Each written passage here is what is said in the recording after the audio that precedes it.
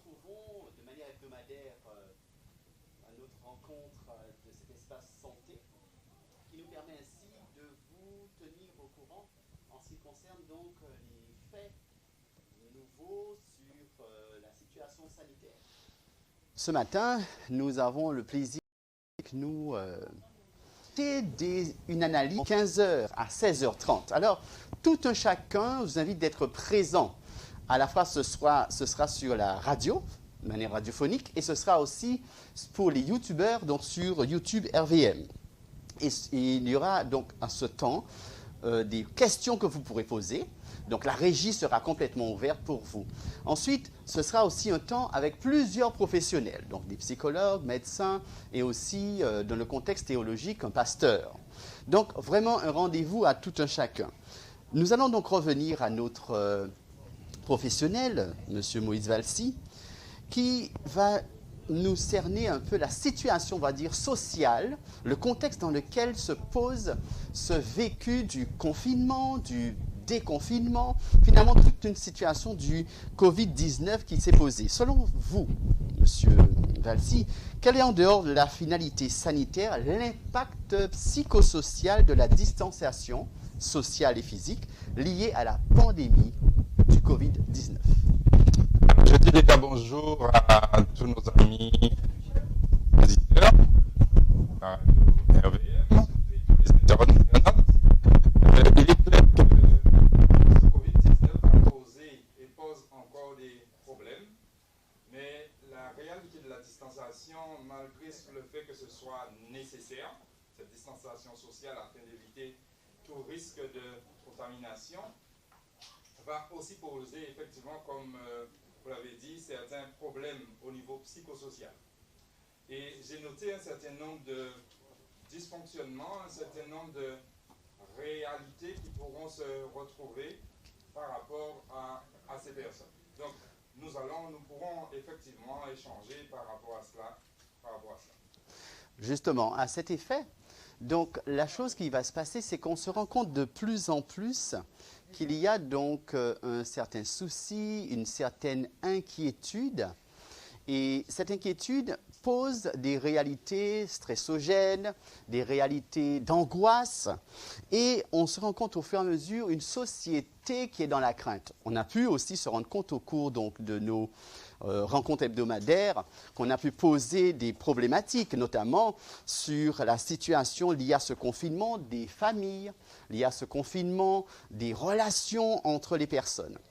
Et c'est pour cette raison qu'à travers donc ce que nous proposons, c'est pour vous permettre ainsi d'aboutir à des réalités et aussi de pouvoir répondre à des questionnements. Donc, justement, je donne donc le relais donc à M. Valsi. Alors, je disais qu'il y a effectivement un certain nombre de conséquences qui vont être assez difficiles à vivre au sein de la société, et on verra aussi sûrement au sein de les groupes ecclésiaux. Par exemple, la peur de l'autre. La peur de l'autre, ce qu'on appelle particulièrement la phobie sociale. Donc, la peur de se retrouver avec des personnes avec qui on ne sait pas, parce qu'on aura des suspicions, on ne sait pas quelle est la situation de la personne. Et donc, peur que cette personne-là ne puisse nous contaminer. Le manque de confiance sera obligatoirement en situation de crescendo, et aussi une certaine montée de la crispation, de l'individualisme, parce que les personnes, en fait, vont petit à petit se dire « vaut mieux que je reste chez moi, à mon niveau, parce que je sais ce que je fais, je ne sais pas ce que font les autres. » Et donc, il ne faut pas qu'ils puissent me contaminer, il ne faut pas bien sûr que je puisse contaminer les autres, mais plus les autres vers moi. Donc, cela va aussi créer une montée de l'isolement des personnes qui sont déjà seules. Les personnes seules seront encore plus seules. Et aussi des comportements obsessionnels, parce que se laver, être propre, est-ce que j'ai pris les précautions, est-ce que j'ai fait cela, est-ce que la personne est passée suffisamment loin de moi, est-ce qu'elle est positionnée suffisamment loin.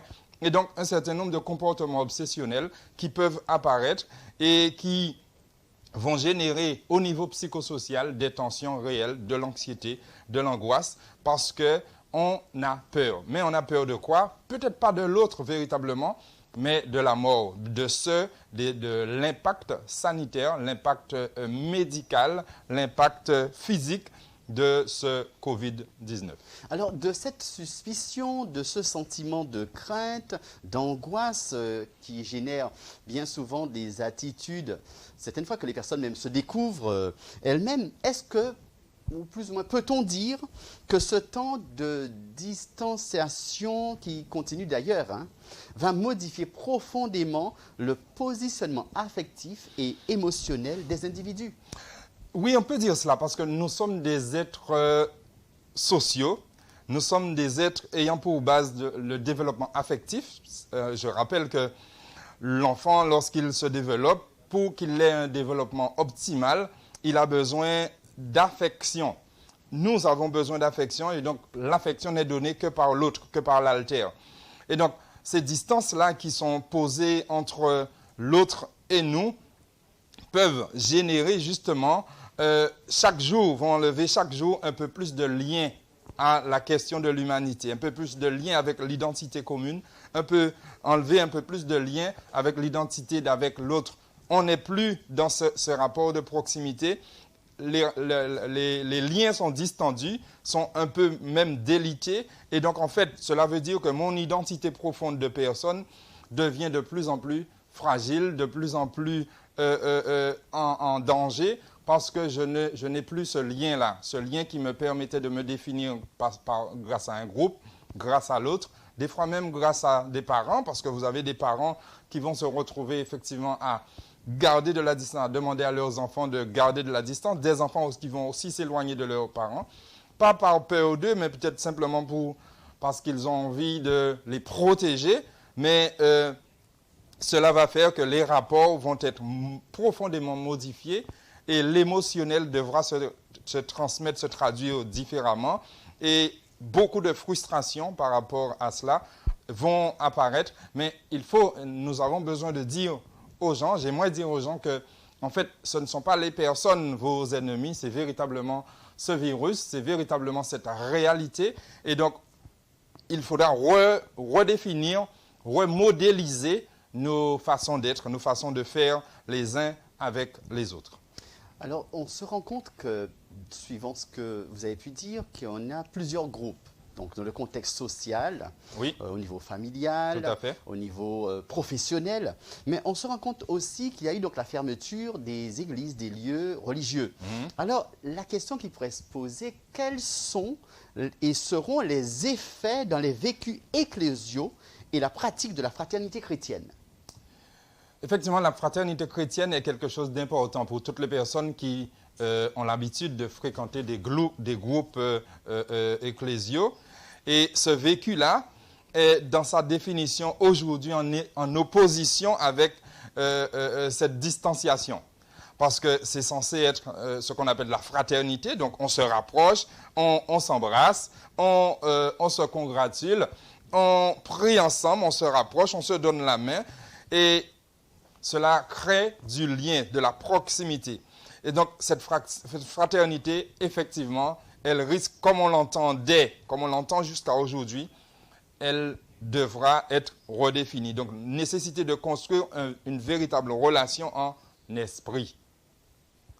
Pas de corps, mais en esprit. Et bon, cela nous renvoie effectivement à ce rapport du corps et de l'esprit. Le corps devra être moins mis en valeur dans le lien, différemment de l'esprit, et les expressions émotionnelles. Donc, le sourire. Donc, peut-être que cela va nous amener à sourire plus utiliser le sourire, plus utiliser des gestes qui vont dire, peut-être même certaines personnes vont utiliser ce qu'on appelle le langage des signes, parce qu'effectivement, il va falloir trouver d'autres modes pour transmettre, pour dire « je t'aime ». Pour dire que je t'apprécie, pour dire qu'il est bon d'être avec toi. C'est une bonne chose pour moi de participer à ce moment de communion. Et en fait, nous sommes bien ensemble. Et vouloir participer à ces temps ecclésiaux, ce qui est une bonne chose, devra en fait, sublimer cette réalité de la distanciation et trouver d'autres modes d'être ensemble, de faire ensemble, de communier ensemble. Suivant ce que vous avez pu dire, on peut aller un peu dans de l'humour en se disant, est-ce que le fait d'envoyer des bisous comme ça par la main peut avoir un risque? On pourrait se poser la question, mais bon, peut-être qu'on mettra, on enverra des bisous avec, peut-être, non, sans bruit. Sans bruit, en tout cas, au moins avec le masque. Mais c'est clair qu'il y aura d'autres modes d'être ensemble. Mais justement, à à cet construire. effet, est-ce qu'il n'y aura pas justement un nouveau modèle relationnel, donc une modélisation finalement de notre manière de faire qui va devoir voir le jour au sein même des assemblées? Alors, c'est vrai que dans la Bible, Dieu nous dit il faut que ceux qui m'adorent, m'adorent en esprit En vérité. et en vérité. Et peut-être que là, ça va nous aider, ça va aider les assemblées à véritablement vivre cette adoration en esprit, cette fraternité en esprit, et mettre un peu plus de côté, je disais tout à l'heure, la chair, le corps, le charnel, et que l'esprit va beaucoup plus prendre sa place. Par exemple, le frère qui a l'habitude qui n'apprécie pas qu'on puisse embrasser, je dis bien embrasser, c'est-à-dire entourer des bras son épouse, il sera tranquille parce qu'on ne va plus entourer des bras son épouse, simplement pour dire à son épouse « Je t'aime ma sœur, que Dieu te bénisse », mais cela se fera à distance et il sera à l'aise. Il y a aussi tout cela et donc on sera appelé à adorer beaucoup plus en esprit et en vérité que aussi adorer, mais aussi vivre ensemble, fraterniser, beaucoup moins par rapport au corps et beaucoup plus par rapport à l'esprit et des gestes qui vont traduire que nous nous aimons et que nous aimons Dieu.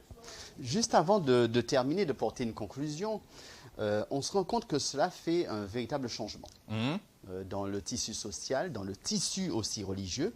Alors la question qui sera ma dernière question que je vous poserai, est-ce que nous pourrons maintenir une fidélité dans notre croyance sans une déperdition des principes et valeurs soutenant la charité chrétienne? Il est clair que ce Covid, après le Covid, les choses ne seront plus pareilles. Lorsque les églises vont se retrouver, quelles qu'elles soient, les petits groupes, quels qu'ils soient, lorsqu'ils vont se retrouver, en fait, les choses, les relations ne seront plus pareilles. Et effectivement, on peut craindre une déperdition des principes et valeurs qui soutiennent la charité chrétienne. Ce sera donc là, selon moi, le challenge de chaque membre, de chaque groupe. Et la question fondamentale qui devra être réglée, c'est de savoir où j'en suis avec le Christ. Car c'est cette relation à Christ qui va déterminer, selon moi, ma relation aux autres, malgré cette réalité sanitaire. Il ne faudra pas que cette réalité sanitaire modifie ma relation aux autres et donc ma relation à Christ. Parce que ma relation à Christ se verra dans ma relation aux autres. Si j'ai peur de l'autre, cela veut dire en fait que j'ai un problème de confiance. Un problème de confiance. J'ai un certain nombre de difficultés à m'adapter à la situation et cette situation prend le dessus sur la réalité de Christ. Ça veut dire que Christ sera voilé par cette réalité sanitaire qui va dès lors déterminer ma relation aux autres et donc ces personnes-là devront être voilées aussi. Les autres devront être voilés parce qu'ils seront un danger. Donc nos modes d'agir, nos modes de penser, nos modes de regarder devront être revus de façon radicale, sinon nous serons perdus. Que ce soit sanitairement, que ce soit spirituellement. Suite à ce temps, je voudrais, avant qu'on ne termine, et remercier l'intervention qui a été faite par Moïse Valsi, donc qui est aussi psychologue et additionnel, pouvoir nous inviter à savoir qu'il n'y a pas de désespoir, qu'on doit contenir, non pas nos émotions, mais être capable de se libérer, tout en sachant que nous ne sommes pas certainement les seuls à être dans ce contexte auquel nous sommes confrontés. Mais il y a une espérance. Et c'est vrai, lorsqu'on voit sur le monde, la situation à laquelle ce monde se retrouve confronté, nous ne devons pas désespérer. L'angoisse est une réalité. Mais il y a aussi un contexte qui nous permet, à travers ce qui a été débattu, de trouver d'autres modèles qui vont permettre ainsi d'apporter des réponses, c'est vrai, inattendues, mais des réponses qui vont nous permettre d'épancher nos peines, nos souffrances, nos cris, nos douleurs. À cette issue, je vais vous inviter à ce que nous prenions un temps de prière, de manière à ce que nous puissions remettre toutes ces choses entre les mains de Dieu. Je vous invite à ce que nous prions. Père, nous venons vers toi et nous reconnaissons que c'est par toi seul que l'espérance, que la foi, la confiance. Nous reconnaissons aussi que c'est par toi seul, à travers toutes ces situations catastrophes, de monde perdu, où les politiques se posent des questions, les scientifiques sont dans des recherches, mais toi, tu tiens la barre. Et c'est pour cette raison que nous venons vers toi en sachant qu'avec notre Dieu, nous avons le secours. Mais nous savons aussi une chose, tu dis, au temps convenable, Seigneur, tu y répondras. Que nous soyons dans la patience et que nous soyons conscients que nous servons un grand Dieu et que nous nous abandonnons entre les mains de ton Fils Jésus-Christ. Nous t'avons prié. Amen. Bien, merci à tout un chacun pour ce moment. Merci beaucoup à Moïse. Et on se donne rendez-vous donc à notre rendez-vous du sabbat prochain, donc notamment le 16. Merci. Merci, au revoir. Bon sabbat.